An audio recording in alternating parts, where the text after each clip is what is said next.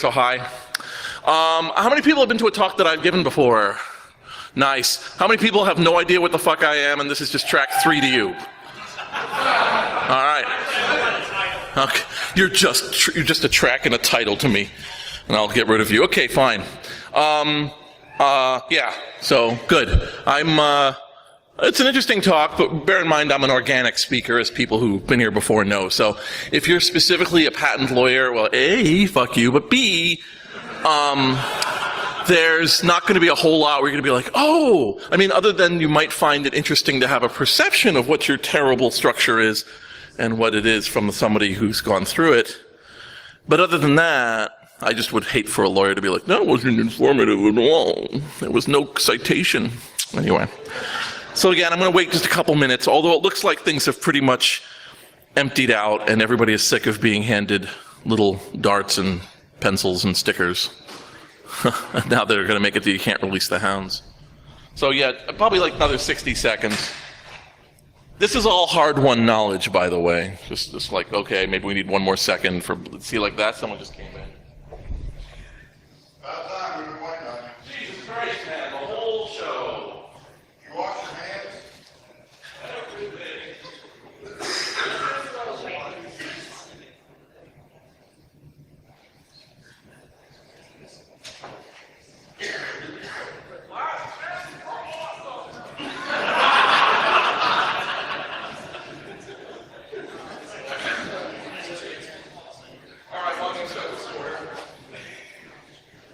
Just give me the thumbs up so you know it's recording. We're recording. Been recording this whole time. Boom.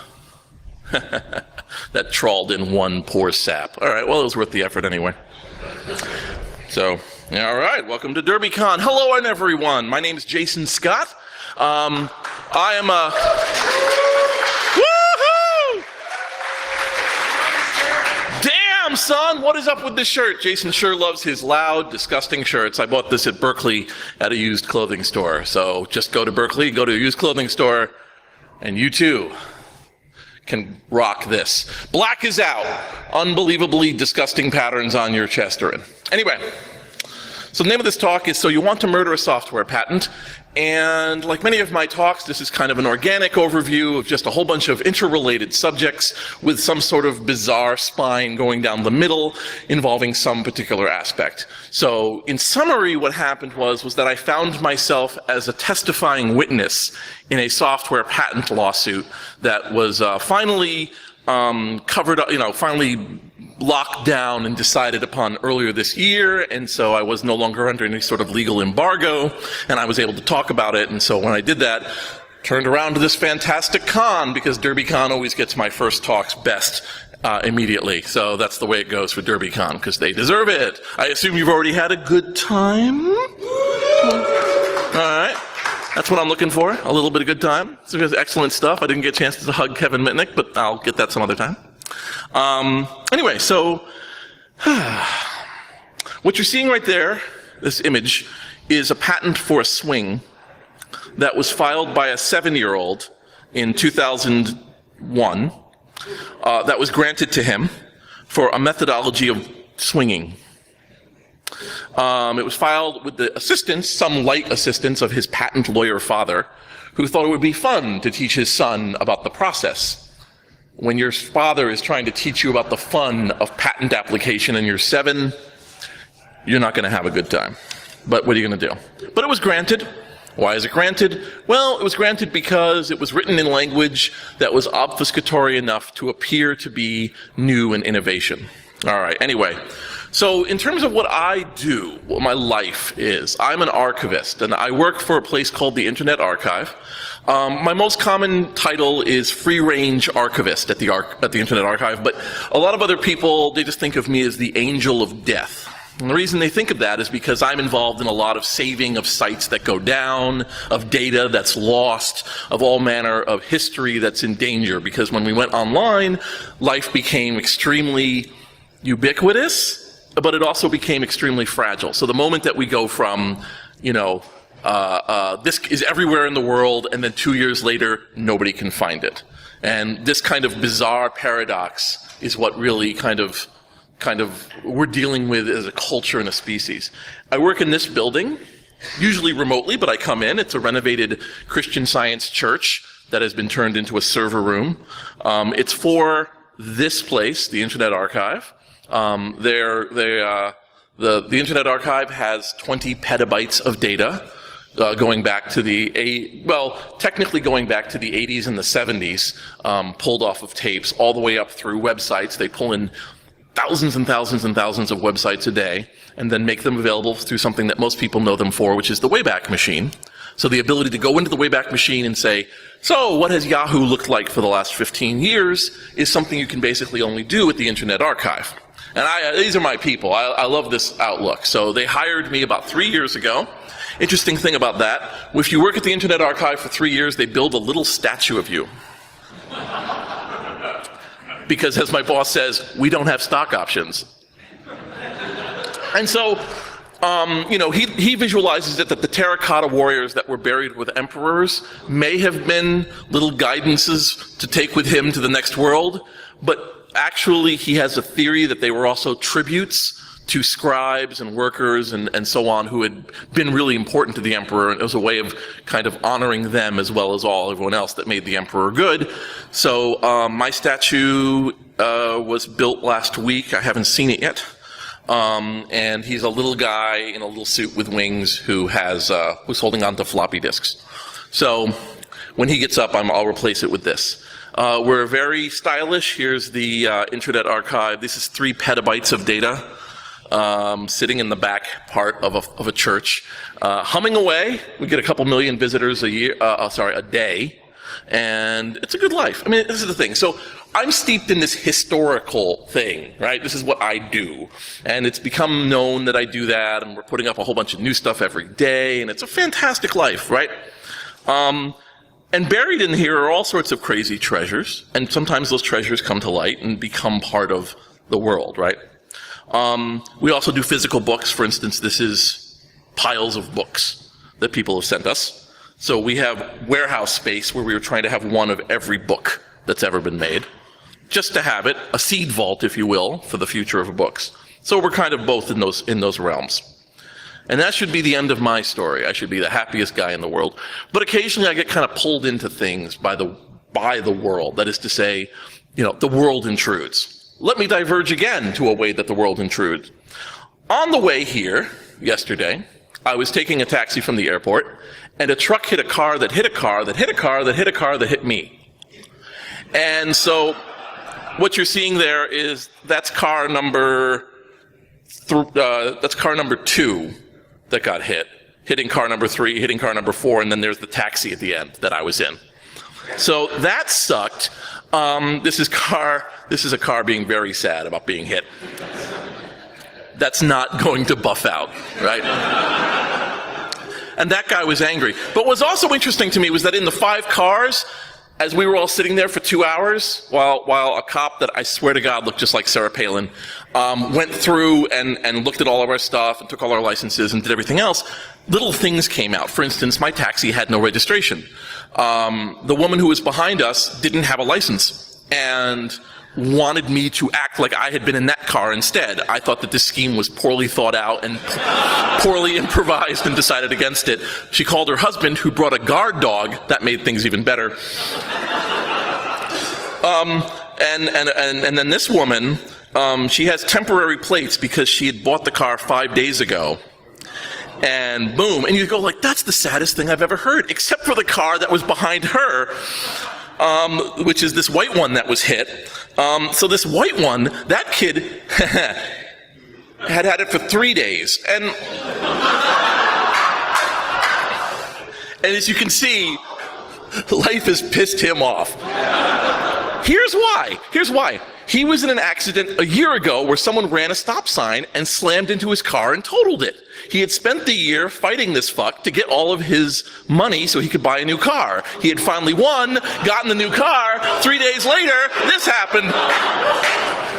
This is him realizing that what he thought was the beloved eye of God was in fact his anus. This man feels rightly singled out in a 6-car accident, my first 6-way. So life kind of pulls into these weird things, and weird stories come out, and you never know what's going to be meaningful. So I got a phone call while I was at another conference from a guy, and this guy had been one of the organizers, or actually I should say one of the goons, effectively, of DerbyCon. And I don't know how many people here were ever at a DerbyCon. Oh, excellent. How many people were you escorted out by the police? Were you there for that one too? The best way that a con has ever ended for me was Nick Farr giving the closing speech, getting that, going, everybody needs to leave in single file with your hands in front of you.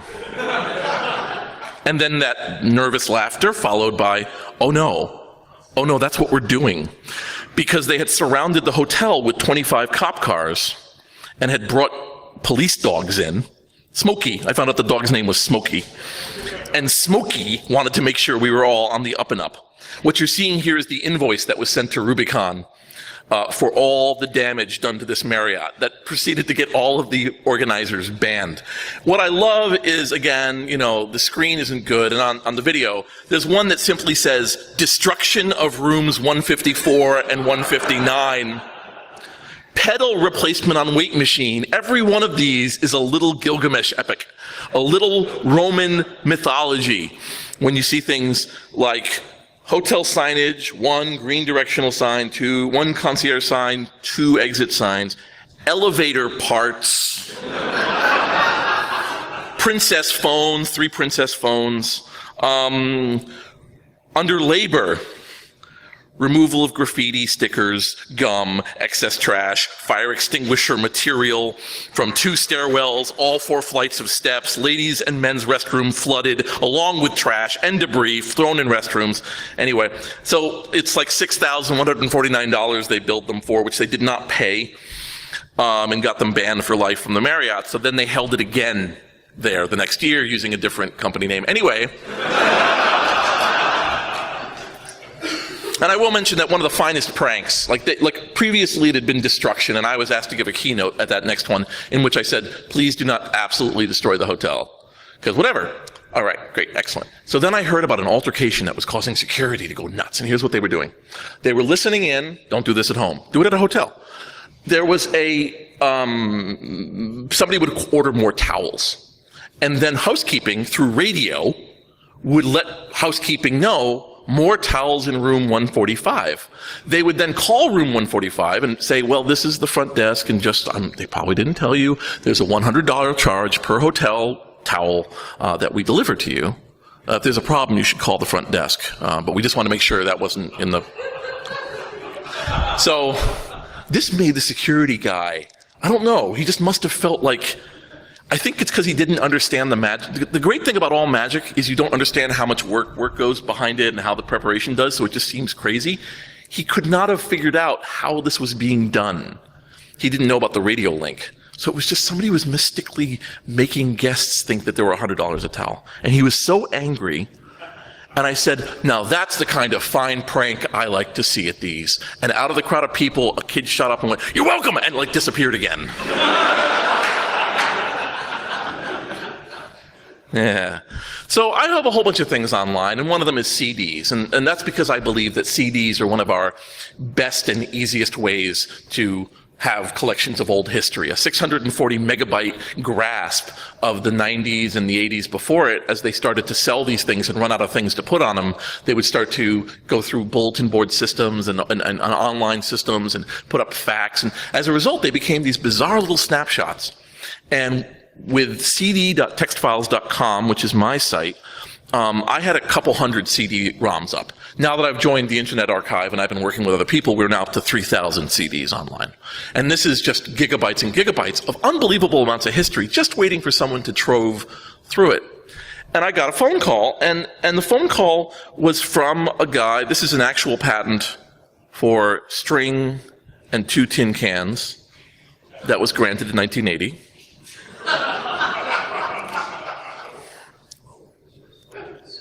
Granted. Lived for 14 years. No fucking string tin can without this fucker saying it's okay. Anyway, so I got this phone call from a guy, and he had been at DerbyCon. And he remembered me as the guy who knew his history. And then he had realized, my name had come up in something else. How do we reach this Jason Scott guy? And he had gone, I know how to reach that Jason Scott guy, and was calling me. And it turned out that in his years hence, again, this was, 13 years, he'd stopped destroying things. He'd gone on to law school. He had become a lawyer. He was now working for a law firm and was a full-on lawyer fighting various cases. And remembered me and said, maybe you could help us with a patent case. And I asked the first question you need to ask in a patent case, is this enforcement or destruction? And he said, destruction. And I said, okay. Otherwise, the answer is, I need you to find something in the office and shove it into yourself. And I'll leave it to you how you want to do that. And then you hang up. You make it a do-it-yourself. Here's what they wanted from me. Oh, that's awesome.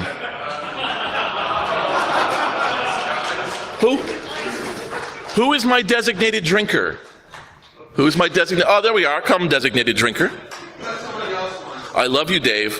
I have never had a drop of alcohol in my life, and I'm not starting here. No, it's not for anything. Krishna didn't meet up with Buddha and tell me not to do it. I just don't drink. That's okay. You didn't put anything in. It's not like it's nut allergy. Vodka!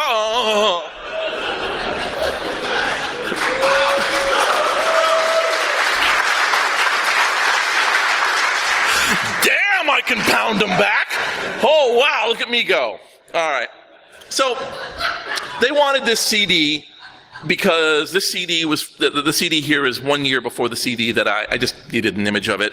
It's a Simtel 20 MS-DOS archive CD-ROM of shareware that was taken from the Simtel archive, which was an Army base that happened to have a shareware collection on FTP, and people had been making CDs of them by taking all the newest files and putting them up in these incalculably large 600 megabyte chunks.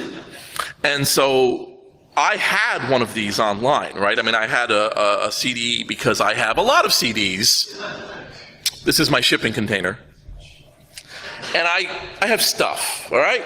I mean, this picture is somewhat embarrassing, but, inside is all of these things like old magazines and stuff that I organize and put in there. And I believe strongly, actually, this one is much more embarrassing, so we'll leave this one up. That's my office and my bedroom. Anyway, I'll leave this up because it's not a disease, it's a condition. Anyway, here, let's put this up so that people go and think. Because, you leave that shit up, and then the fucking thumbnailer just makes that the image for your talk.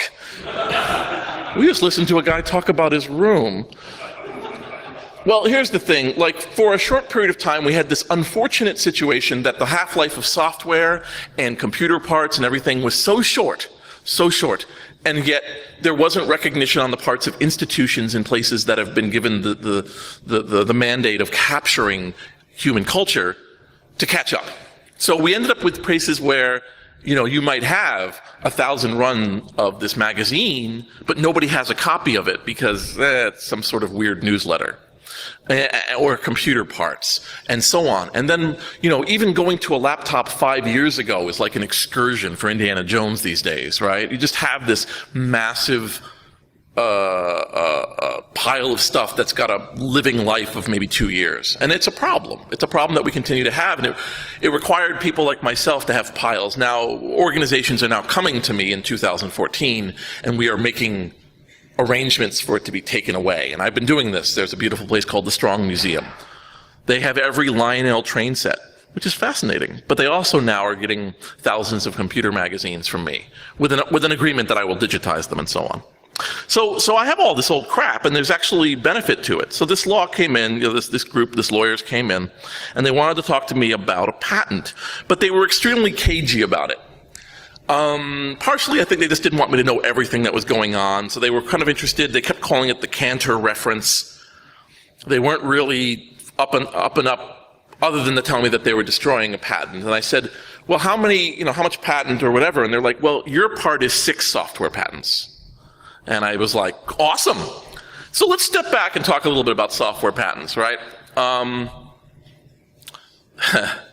So you take the condition of what a patent is, right? A patent is a governmental grant of the discoverer of an idea to give them an embargo from the rest of the market to control something for a limited period of time to enable them to make an enormous amount of money or whatever money they may make from it for a limited time, which in this case is, I believe, 14 years, and then grant it to the world as a way that anyone could make it.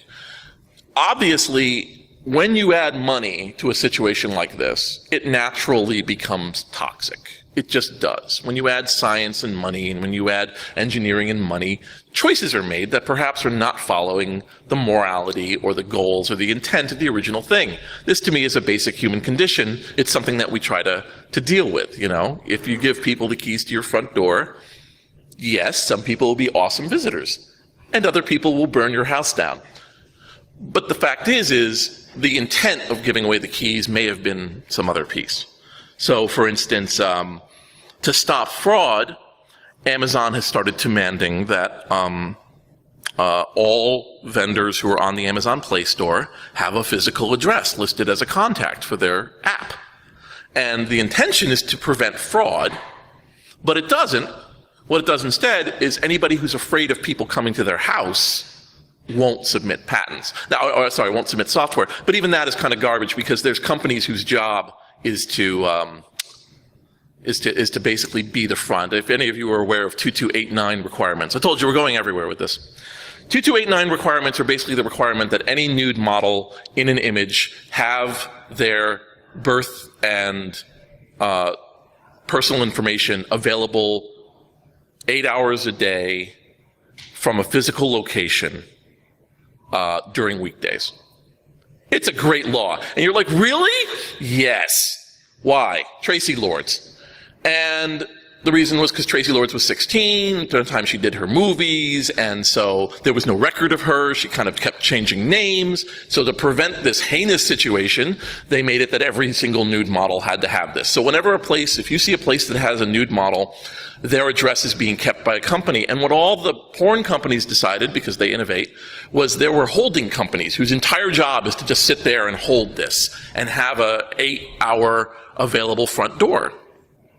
And what I'm saying here is laws are by themselves not particularly motivators for morality or lack of morality. It's really upon human culture to do it, and given half a chance, human culture will fuck you over. Sorry, spoiler alert. So, with the patent law, two things happen. First of all, if a patent is not exercised within 14 years, it becomes public domain, or it becomes available for everyone to use, which means that the most far-reaching and innovative patents for which we do not yet have the technology to achieve beyond simple prototypes are subject to this problem, leading to skunkwork projects where government and other ones have these amazing things that they can't show, and it's not even conspiracy. It's because they don't want people to then take their patent and innovate in 14 years because they know it's going to take 30. That's a very strange problem. Another problem is that patents can be easy to describe when they are mechanical or when they are simple processes or complicated processes. But starting in the 80s, there's a few that are in the 80s, they started to patent software.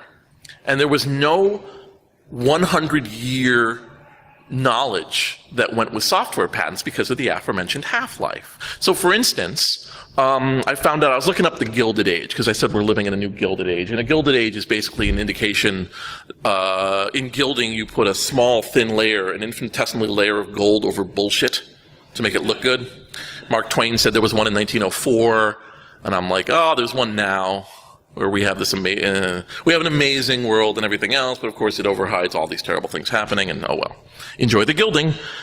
You can have all this wonderful hipster food that was handmade, and salmon was hand-pounded into a donut that's made of something, and you can get that. And there's an entire story with your food. That's a Gilded Age. Anyway, I was talking about that, and I went and did research on the Gilded Age, and part of the pushing of the Gilded Age was that so much innovation happened after the Civil War into like the 1880s, that starting in the 1880s, every single year, there were 10 times more patents than had been in the previous 50 years. You know, that's an unbelievable advance in engineering. And there were engineering conventions that I believe that, you know, I've talked about this. The Great Exposition of 1867 was, the Great Exposition of the 1800s was like one of the first hacker cons. You had engineers who were drinking at night for like months on end, meeting and coming up with ideas, and that still continues to this day. Well, we have this innovation now in software patents, and people were patenting processes at a very, very fast rate, especially in the 90s, and they were being granted by a patent office that didn't quite know what was going on. So we get to this day, and we have the experience now that places have patented things, and they have gone back through to the 90s, and they've discovered, wow, there are still patents, enforceable patents, in which we can claim that we own essentially unbelievably simplistic things. And this is where it is now, right? We now have the language of what we call the patent troll. And of course, the patent trolls don't like it when you call them patent trolls. They think that's a demeaning term. And I'm like, I don't know. Let's see how long you last underwater for 15 minutes. But we each have our positions, right? And the reason why is because when you actually rip the lid off of a good patent troll and you really look at what they're doing, the shakedowns they're doing, you realize that we are paying for it. Like in a grand, massive way. Not in the way that you might say, well, that's a shame. Like it's understandable that you might have to have a lawyer on staff because your blog or your website that presents all sorts of information might be sued. Like that's like quote unquote a cost of doing business. But when before any time you create something, you realize that you have to find that there's a massive variety of faceless organizations that are producing patents that are ancillary to your piece. So for instance, there was a person who patented essentially video games in 1996 and was threatening video game makers. This was some time ago. And they had made a video game where it was a laser disc, and you played this board game that you would choose basically football maneuvers, and then you would press a button on the laser disc and it would show you what your play turned out to be. And they claimed control of any process in which a screen was used to do an interactive action. And they were shaking down companies for money to say, if you made a video game, sounds an awful lot like our football board game. And there was a lot of confusion at the time to go, what should we do? And the answer was, ignore this fuck. And it sort of worked, and the guy kind of faded, but that stopped working. Ignore this fuck is not a good long-term strategy, I've discovered. Doesn't really work for disease, doesn't really work for litigation, doesn't really work for taxes. But, so this particular patent was interesting. I think, I'm going to go into a little bit of it. You know, basically, this patent, one of the patents, I should say, and it was nice. I was kept away from too much of the language, but I did look it up. They had patented having a file that told you what the other files that it was with were like, in such that you could then refer to this file and know what other files were there. Now, if that sounds general, it is. They patented the manifest. And they had patented everything that included a manifest. RAID, which has a parity drive. They had gone after networking, in which additional files were kept to figure out the sanctity of the networking table. And they were getting money. They were getting millions out of companies. Now, again, much like the unintended consequences, if you're extracting money from, in this case, VMware and EMC, that means at the very first opportunity, they will really try to sodomize you. You sometimes think that you've got the lion in a cage, and all the lion's doing is calling other lions.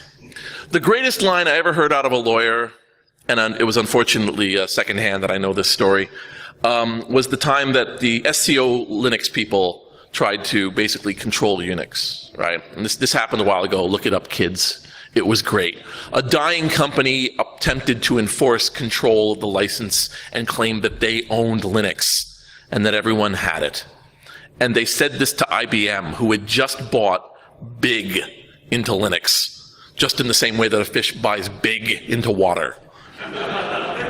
And the lawyer on the IBM call in the conference, which was many people on the IBM side and a few people on the SCO side, said something that got out, which was, if you proceed with this horse shit, the sky over Utah will blacken with lawyers.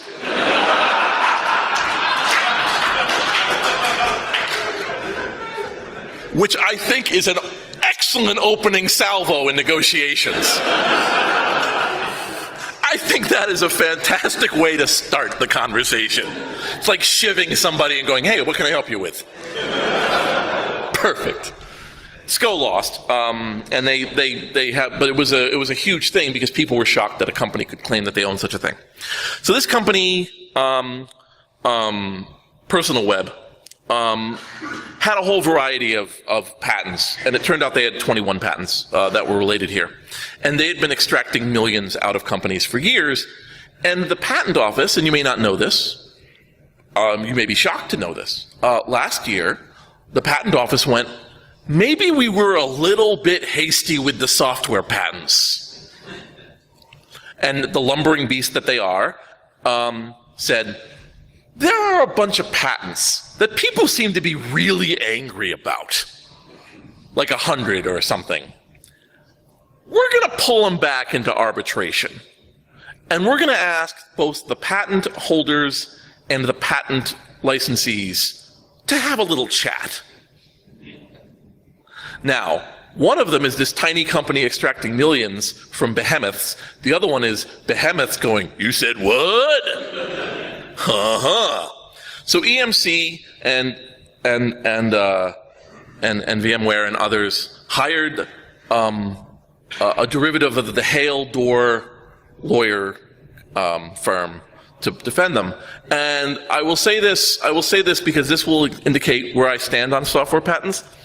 Hale and Door had sued me for $120,000 in 2000 related to an ex-employer, attempting very specifically, as we discovered in the thing, to destroy me.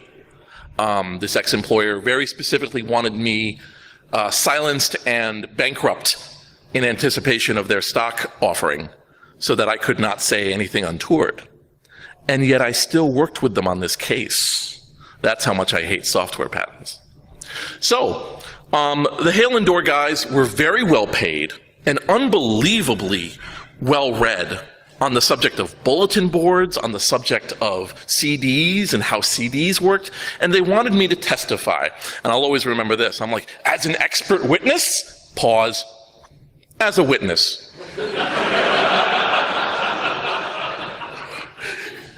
And, you know, and what they were mostly interested in was they simply wanted me to indicate, and this may sound like a cakewalk, that the CD was manufactured by a reputable firm and was available in October of 1993 and contained these files on it, and also that it was relatively trivial to unzip a file and look at what was inside. And this is what they needed from me. And I thought, oh, cakewalk. So yeah, I wore this to the deposition. Beautiful white suit. Oh, I thought I was the white knight. And I went in and I basically met with them a few days before, had a bunch of conferences. I think there were about 6 conferences in total, just with me. And then I met them 2 days before, had a long meeting with this lawyer who I found amazing because he was just so in tune, but he didn't care. Like he'd never done it. Like imagine like tomorrow you had to know everything about the oil paint industry. And you just kind of knew all the companies involved and what the pigments were. He was like that. It was all alien to him. And he would ask me questions like an alien would ask, which was like, so why would they provide these utilities on disks instead of through downloading? Or what does Simtel versus Simtel 20 mean? Which turns out it's the different host names because they moved them from Simtel to Simtel 20. You know, and just, it was fun to deal with this guy. So I was asked to testify about this and other ones, and they walked me through, and it turns out that it is a fantastically boring thing. It's actually really boring, but I'm going to talk about it for a bit because that's what you want to know and kind of how it goes and where it's going on and everything else. Okay, so basically what's going on here is you have two entities who are asking you questions. And one entity, and this was interesting to me, was they had the court case without the judge. So in other words, there were two lawyers there, one from my side, quote unquote, that I was testifying for, and one from their side, including the guy who I could tell was the guy who owned the patents. Oh, man. And they were asking me questions on examination. They were cross-examining me. But because there was no judge there, no objection could be sustained. All they could do was say, objection. And I will tweet after this talk the links to my full deposition, which are online, which have wonderful questions like, would you call yourself a sports fan? Answer, no. Related to an amazing question. The question, believe it or not, was trying to determine hearsay. And what the other side was trying to say was, if you see someone on television has swam a river, did you witness them swim the river? To which the answer is no. But I am pretty reasonably sure that we did swim the river, as multiple sources checked against each other, a la science, indicated that they did swim the river. Otherwise, reality is a swimming vortex of sadness and imagination. And the thing is, of course, you're not allowed to say that second half. In fact, that was one of the things, was always keep my answers curt.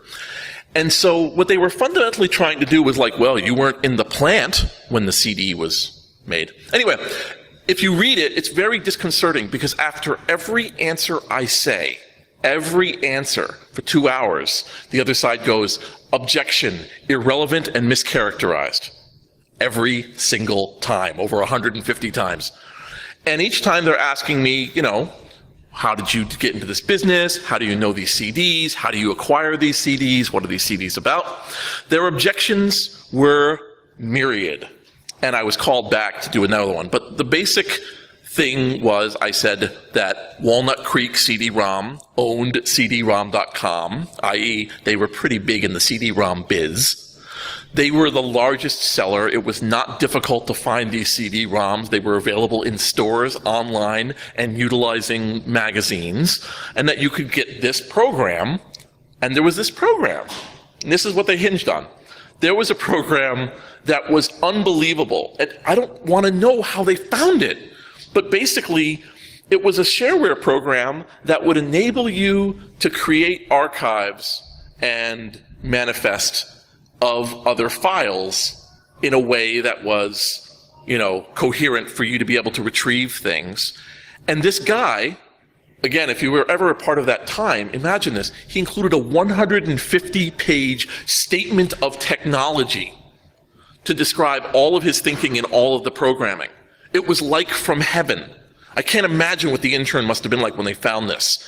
It was like, literally like, well, when did they make trebuchets? Well, here's the Earl of Rockford and his book, How They Made Trebuchets, 001-1856, and it's full of things. So they found this thing, and basically the other side were, there's no way to find this CD-ROM. CD-ROMs are not publishing. CD-ROMs are not valid to be read from. CD-ROMs can be easily modified. Descriptions in it can be easily modified because they're made of text. And then another layer of, nobody would know how to unzip a zip file. Nobody would be able to do it in a cohesive manner that they would read that file. There was a guy that they had where they had him boot up, I swear to God, Windows 7, try to unpack and run this MS-DOS program, and when it failed, declare it unreadable and unrunnable. And I had to go answer a bunch of questions about why running MS-DOS in Windows 7 is not running MS-DOS. And so on. And because they were fighting this because any time they spent on it would earn them millions. You see? So this is what I'm talking about, this kind of push through. And they pushed it through It went into the deep, dark recesses of arbitration and mechanism and everything else. And just to let you know, I got a nice note from these lawyers in March, and they said that all 21 patents had been found invalid, which meant that this company was essentially out of the patent business. So,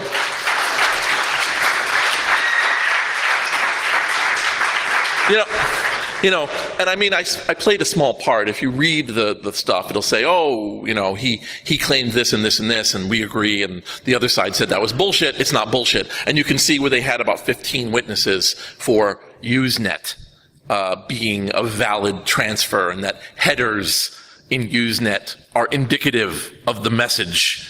And the other side saying, they're not indicative of the message. And the judge going, no, they're indicative of the message. And just doing that over and over again. CD-ROMs aren't valid. We say they're valid. They're right. It's valid. All the way down. Stuff that you think would have been there in 1998. But it simply wasn't. The fact is, like I said, there's this weird thing. They're actually trying to pull it back.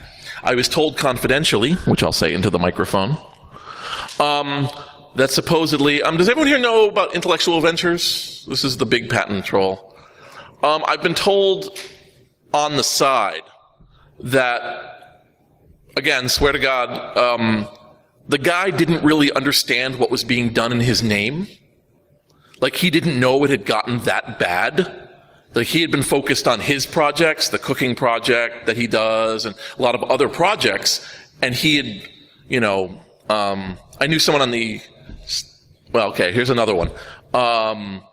On information and belief, I believe that I was told by somebody who may or may not have had insight into the information that Rupert Murdoch actually didn't know all the bullshit that was going on. His son definitely knew, in terms of the phone hacking scandal, because Rupert Murdoch would manage of going, here's the result I want, go to it. And doesn't have the time to sit over the shoulders of people. And so he would be pleased with the results, but wouldn't really investigate into how they got there and assume you did the right thing, to which you didn't. And similarly, Nathan, the head of Intellectual Ventures, had discovered how bad this patent trolling had gotten, that they had actually found and hunted out a district in Texas that is particularly friendly to patents, and so there are rows upon rows of empty offices in an empty office building that are the official Texas offices of these companies, so they can sue people in that court because it's friendly. And he is actually trying to stop the patent trolling and pulling away from that and causing Intellectual Ventures to work into actual innovation and using a patent. Otherwise, they're not going to enforce the patent if they can't prove it. But currently, we have this situation. MakerBot got into trouble because they patented a whole variety of things. And they were accused of turning their back on the open source community. But the fact is that in the current environment, you have to patent everything, even if you don't enforce it. Because you don't know what you're going to have enforced against you, and you're going to find out somebody patented making things. A process for pushing sand into a castle suddenly takes down MakerBot. So it's, do I think we're going to get out of this? Do I think this is a dark age that we're going to pull out of? I have great hope. But we are currently in that dark age. So, I asked for like a little bit of, if not forgiveness, at least understanding of what position current companies are in with this lack of control over innovation, where companies that have created nothing have gone ahead and produced an industry of that stuff, right? And again, there's stuff that I know and there's stuff that I don't know. You and I acknowledge that. I'm not an expert on patent. Some people are like, I want to talk to you about patent law. And I'm like, I want to talk about not patent law. Because again, as you saw, I was pulled in as a witness. But by having old things, I could prove things once were. And even that was an uphill battle. Like, I had the thing, and they were still like, nah, it's not the thing. And I was like, it's really the thing. It was called, in its time, in here, the thing. That's not a thing. And so on. So I always encourage you, check Google, check primary stuff. I've been putting up, like I said, I've put up these original testimonies that I did. They're actually rather hilarious because they keep asking me weird questions. I should say that my real name is not Jason Scott, which you will discover in there. So that came out in that too. This is a patent for a laser pointer that basically is called Method for Exercising a Cat. This is on the books. This was patented in 2000. It was a method whereby somebody would hold a laser that would cause a cat to be interested in the laser. We still have many of these little howlers. There was one that was later invalidated for crustless peanut butter and jelly sandwiches. IBM had a patent back in the 90s for having an item on the screen that if you click on it will give you more information about that item. So, I mean, we definitely have seen this where, we've just seen Amazon has patented the white background shot of a thing. And it's not a matter of whether or not they're going to enforce it. It's that they are actually kind of forced to do it right now. The most famous one, which I'll just mention in case you've missed it, is, of course, Elon Musk, who just announced that they were no longer going to enforce any of their patents related to electric car technology, because his belief was that the electric car market needs growth now, not constriction. And so he has granted openness to every patent that they have so that people and other car companies will absorb this technology in terms of batteries and augmentation of other cars in. And he used to have all of the patents up in the lobby that they had ever gotten, and he had them all taken down as a sign. So perhaps the tide actually really is turning. We'll shall see. And also, by the way, that swing patent was taken away 1 year later, withdrawn, because people said, you can't patent a swing. So maybe logic will win. Thank you for listening to a story of car crashes, patents, MakerBots, CD-ROMs, and whatever the hell else came out of my mouth in this last few minutes. Thank you so much for listening.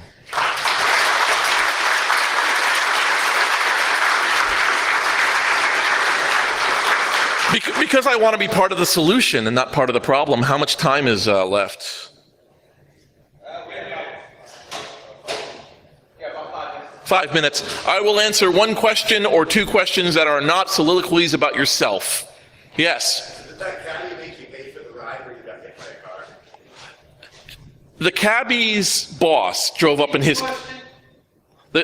Oh, sorry. Repeat the question. Did the cabbie make you pay for the ride in your accident? And the answer is no. The owner of the cab company came to the accident with the registration, going, oh, I'm sorry, it wasn't in the car, and said, this one's free.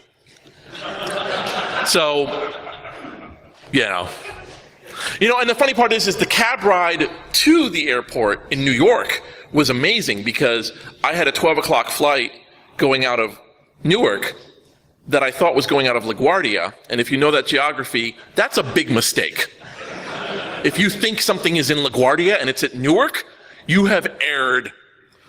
So I suddenly found myself 2 hours away from a place that takes an hour and a half to get to.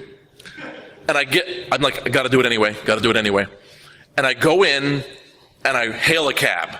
And I'm like, yeah, so here's the situation. And this guy goes, we're partners in this, brother. Which is the greatest line. I swear to God, that's what he said. He gets into the thing, he's like, GPS says 37. It's lying, we're doing 35. Went down 35th Street. He's like, okay, we're gonna bang this over here. Good stop. Okay, man, normally this thing's a shit show, but we got some clearance here. We're gonna make this happen. And he was going, I swear to God, 90 miles an hour down the LIE. And he pulled in. He's like, we got you there. He got me there so early that the plane hadn't even started boarding when I got in. And I had opted out, and I still got in there. So thank you, Trayvon, because you were awesome. Trayvon Meng, that guy. Oh man, we're in this. So that's my model for you. We're all in this together, brother. We're partners in this. Next question. Yes, Deviant. The other party, was it personal computing, some such, was the other party? The other party was a variety of Why Personal Web Technologies LLC and Level 3 Communications are listed as the patent owner. And I suspect that Level 3 had either co-opted or was involved. The other problem is I don't know if this is the bandwidth provider Level 3, to be honest. So it's worth looking, and I would not want to besmirch an ISP's name if it turns out it was just another name, which I believe is actually one of the ideas behind trademark law, is that you don't call your little place Google Deli, which is something. So as far as we know, we don't know Personal Web versus Level 3, whether or not this is the Level 3, but yeah, this is the patent troll who was involved, versus EMC Corporation, which was, like I said, like tiger versus hamster. Do you think EMC was really going to let that slide? All right, and I think we can slip one more in, and I think we're done. Any other? Are we good? There we go. Yo, make it happen. I hate those, but go ahead. Give a talk on archiving online games, because how complicated or closely how this is a plan. 2 years ago. But Yeah, the comment was you should do a talk on archiving old games. Online games. And the answer is yes.